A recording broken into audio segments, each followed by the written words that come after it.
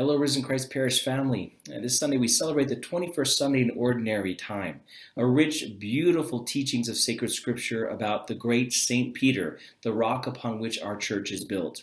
The Second Vatican Council, in its dogmatic constitution on divine revelation, Dei Verbum for short, a mouthful for a very short 12-page document you can find online, and it's very easy to read, tells us that the New Testament is hidden in the Old, and that the Old Testament is made manifest in the New. The fact of the matter is that both testaments are necessary to fully understand and appreciate the other.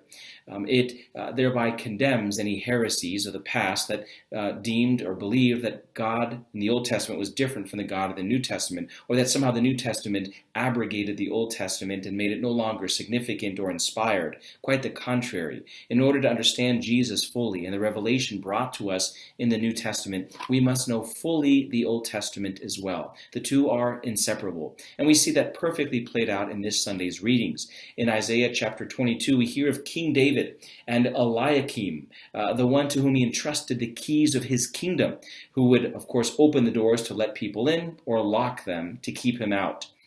And as we know that the Old Testament is fulfilled in the New, we see in the Gospel today from Matthew chapter 16 how Jesus, the fulfillment of King David, which King David prefigured, gives to the successor of Eliakim, if you will, Peter, the keys not to Jerusalem, not to Israel, but to the kingdom of heaven.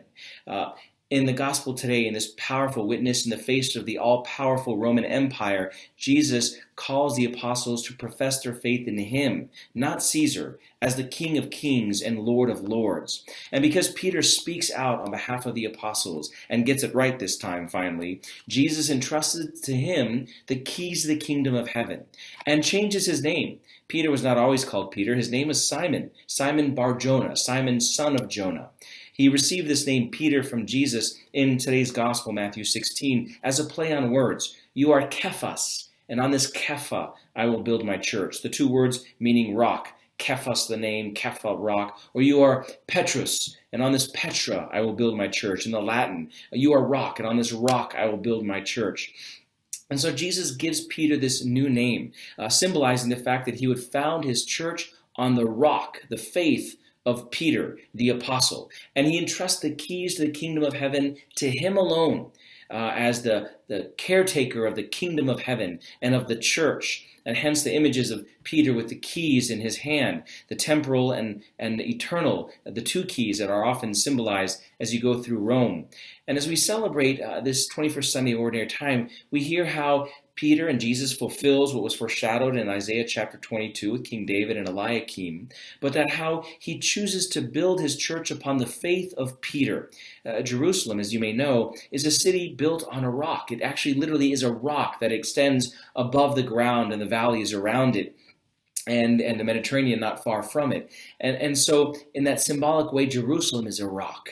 And now the new Jerusalem, the church, the Catholic Church, and ultimately the heavenly Jerusalem, the kingdom of heaven, is built on literally the rock of Peter, the faith of Peter. You are rock, and on this rock I will build my church, and the gates of hell will not prevail against it. It is a powerful statement that became literally true, proven by archaeological evidence. As we heard Jesus tell Peter, you are a rock, and on this rock I will build my church.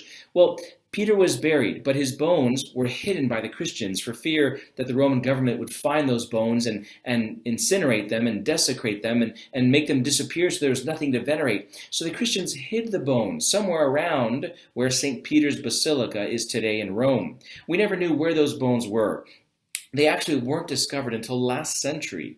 And so St. Peter's is built, knowing that Peter's bones are somewhere around there. And during an archaeological dig, as they're going underneath St. Peter's looking at the old cemetery that was there, they started seeing ancient graffiti chipped into the rock and stone in Latin all around this area saying, Peter, pray for me, Peter, pray for me. And it got more and more intense as it got to this one wall that was this royal red or reddish purple color.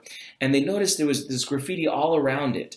Now, and so they started digging into the wall, excavating and digging through.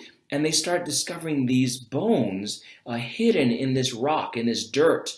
And as they start pulling out the bones and piecing it together and doing scientific studies, they find that it's the bones of a male from the first century with the bones of their feet from the ankles below missing.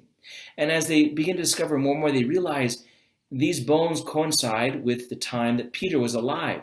And we know that ultimately, these become the bones of St. Peter because when Peter was crucified upside down at his request, considering himself unworthy to die in the fashion of Jesus Christ, when he died, the Roman soldiers simply chopped him at the ankles and let the body fall. And that's why when the Christians took his body to hide it and to venerate it, we had only the bones from his ankles up. And so those bones were discovered, and now they're in American Army-issued airtight containers below the altar of St. Peter's. But here's the amazing thing. Those bones hidden in a rock, if you were to take a string from the perfect center of the cupola of St. Peter's and drop the string straight down, they would touch the bones where St. Peter's bones were found. Remember, Peter's Basilica was not built knowing exactly where the bones were. They had a general idea. And they couldn't be more central to the Basilica today. You are rock, and on this rock I will build my church. We Christians, as Roman Catholics, are the only Christian denomination in the world that claims Peter as its founder. And the scriptures cannot be more clear today that Christ built his church upon Peter, the rock of faith, and he is our founder. His bones are in our basilica in Rome. It is a cause of great joy and pride and a very important basis for conversation with non-Catholic Christians. We're not perfect. We've never claimed to be. But one thing is certain. We are founded upon Peter. Peter is our founder. It is the church that Christ built on him as his vicar here on earth, successor today in the person of Pope Francis. It is a cause for great pride and joy. I invite you at the end of this video to click on a link below. It is a virtual tour of where they discovered the bones of St. Peter, that excavated site that you can now go in person, maybe not today because of COVID, but I had been on before, a tour. And since we can't be there physically, you can literally go on a virtual tour through the excavation to the point where they discovered the bones of St. Peter under St. Peter's Basilica. So why don't you join me in that tour after this? Click on the link. It's interactive. I believe you need Adobe Flash Player to watch it. Invite the kids, the family, and see for yourself that we are rock. Peter is rock. And upon that rock, he has built his church. It is our church. And to him, Jesus gave the keys to the kingdom of heaven. So this Sunday, and every day thereafter, don't forget your keys. Remember, they're in Peter's hands. And we're built upon that rock of faith, proudly as Roman Catholics. Happy Sunday.